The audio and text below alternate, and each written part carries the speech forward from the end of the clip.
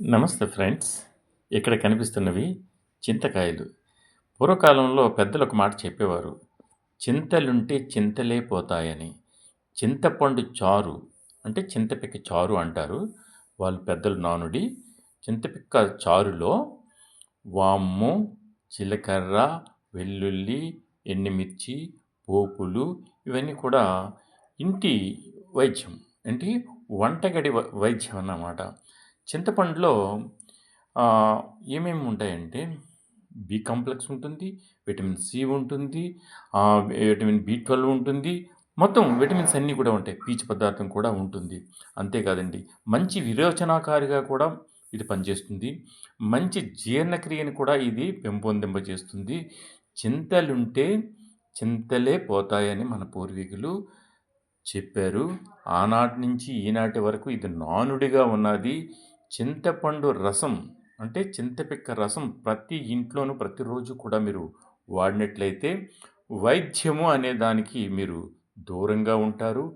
Doctor పనే ఉండదు మీకు. మంచి ఆరోగ్యము. కాబట్టి చింతపండును విరివిగా వాడండి. చింతపండుతో చారు పెట్టుకునేటప్పుడు దానిలో వాము, వెల్లుల్లి, ఎండుమిర్చి, పోపులు, జీలకర్ర, ధనియాలు లాంటివి దానికి జతపరిచి చక్కగా తాలింపు పెట్టుకొని మరిగినటువంటి ఈ యొక్క చింతపండు రసాన్ని అందులో తొరుపుకోవాలి. మీ అందరికీ తెలుసు రసం ఏ విధంగా కాసుకోవాలో.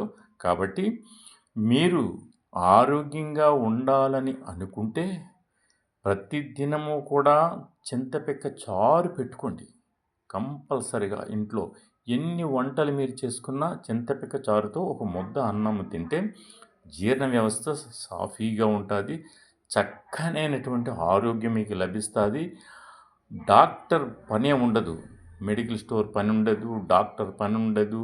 మీరు హాయిగా ఆరోగ్యంగా ఉంటారు. కాబట్టి చింతపిక్క చారు కాసుకోమని మీ అందరికీ ఈ వీడియో ద్వారా తెలియజేస్తూ ఉన్నాను. చింతపండులో విటమిన్ సి సమృద్ధిగా ఉంటుంది. ఇది పచ్చకామెర్లు వచ్చినప్పుడు నాటు వైద్యములో చింతపండుని పిసికి ఆ యొక్క మొగ్గుని కాస్త మరిగించి తాపిస్తారు. దాని ద్వారా విరోచనం 2-3 విరోచనాలు అయిపోతాయి. అందుచేత మీకు అంటే శరీరంలో లివర్, పచ్చకామెర్లు అంటే మెయిన్గా లివర్ డిసీజ్ అన్నమాట. ఆ యొక్క డిసీజ్ సంబంధించినటువంటి వేస్టేజ్ అంతా కూడా చక్కగా బయటికి వెళ్ళిపోతుంది. ఆరోగ్యంగా ఉంటారు. పచ్చకామెర్లలో ఇదొక నాటు వైద్యం. అలాగని మీరు మాత్రం ప్రయత్నం చేయొద్దు.